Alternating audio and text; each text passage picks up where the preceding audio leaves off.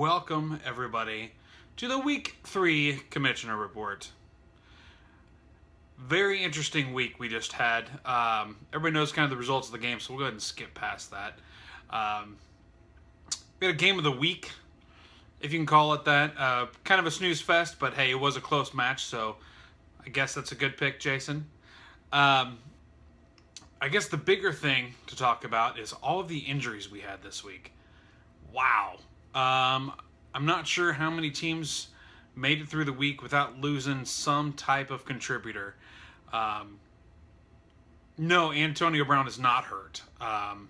But Adrian Peterson, Stewart, Moncrief, those are just some of the ones off the top of my head. Obviously, some are bigger, more important than the others. It's going to make for an interesting trade bait and trading week. I'm guessing we'll see some here in the next couple weeks. Bye weeks are going to start soon too, so that should be interesting. It always is. Definitely shows kind of how strong some teams' benches are and how other ones aren't. We're going to find that out sooner. Not a whole lot this week. I'm trying to keep it short. I know last week's report was quite long. It was fun though. Hopefully you guys enjoyed it. So I guess we'll go ahead, now that we covered all that past stuff, we'll go ahead and get right into the power rankings.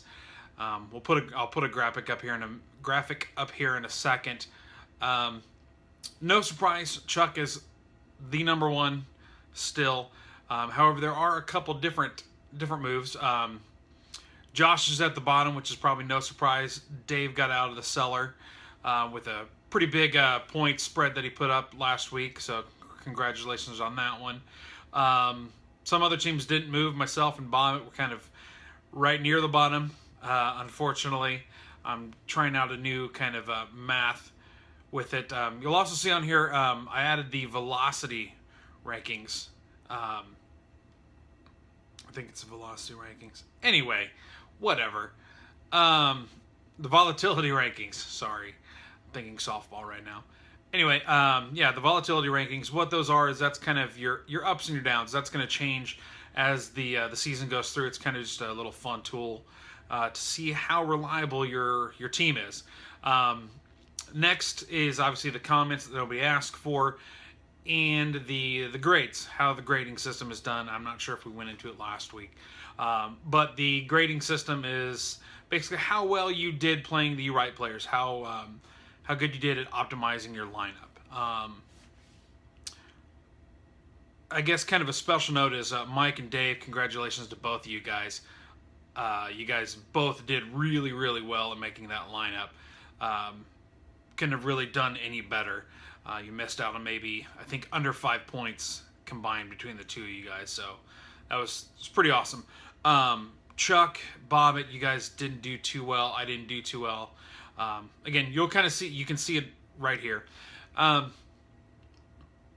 We'll continue to update these as the season goes on. And that's pretty much all I have.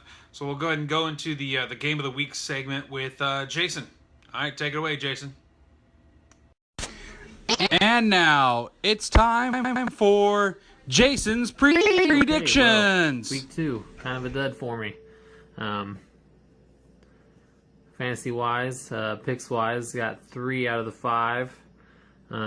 Say what you will about the game of the week pick, but it was the closest matchup. I think it was the right call. Congrats to Brady on his win. Like I said with Ryan the week before, it's not how many points you score, but it's who you play against. And Brady got a good draw getting me on a really bad week. So moving on to week 3, gonna kind of go in order again. Like I said. So we'll start with Ryan versus Josh. Josh having kind of a rough go of it. He's kind of got plug-and-play waiver wire pickups going on. The only shining star that he's got to look forward to is Stephon Diggs. Appears to be breaking out a little bit. Got a little connection going on with Sam Bradford. Outside of that, I mean, he's clinging to anything he can find on that waiver wire, trying to make something work. Ryan, outside of that unlucky start in week 1, he's got a hell of a team going on. Kelvin Benjamin looks like a star. David Johnson, clearly a stud. And when Gronk gets back to that team, look out. That thing's going to be a beast. So clearly I'm going Ryan for this matchup. Moving on to Dave versus myself. I don't think Forte repeats what he did last week, but I do think that him and CJ Anderson continue to carry the load for that team. His running backs are pretty much the core of his team. And I think that Texans defense for him eats up a third-string quarterback for the Patriots on Thursday Night Football. And then for me, moving Matt Ryan into the starting lineup, which I should have done the first 2 weeks, and then I wouldn't have lost last week. Got some banged-up running backs situation over here.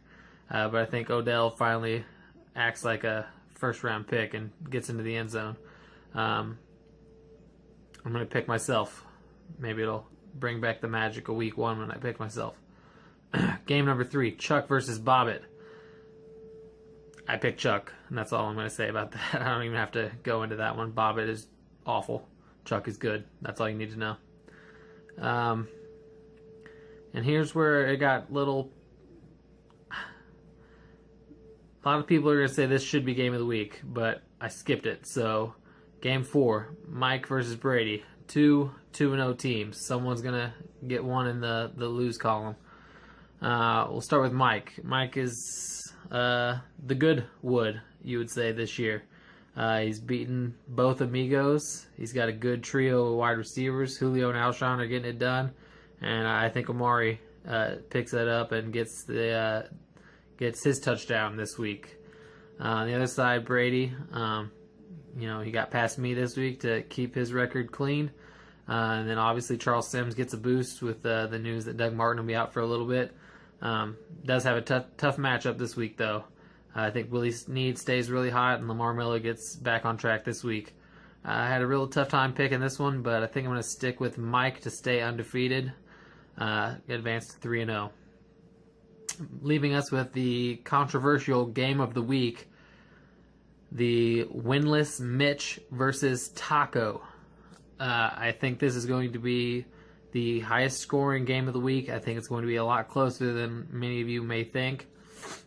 I think Mitch has a bounce back week. I think Gurley shows up finally. I know Mitch can't wait for that to happen. He's been waiting a long time. I think Antonio Brown explodes. I think Russ Wilson finally plays like a quarterback, and I don't know what's been going on with that Seattle offense, but I think Mitch has a top 3 scoring week. Unfortunately, I think Taco is the leading scorer this week.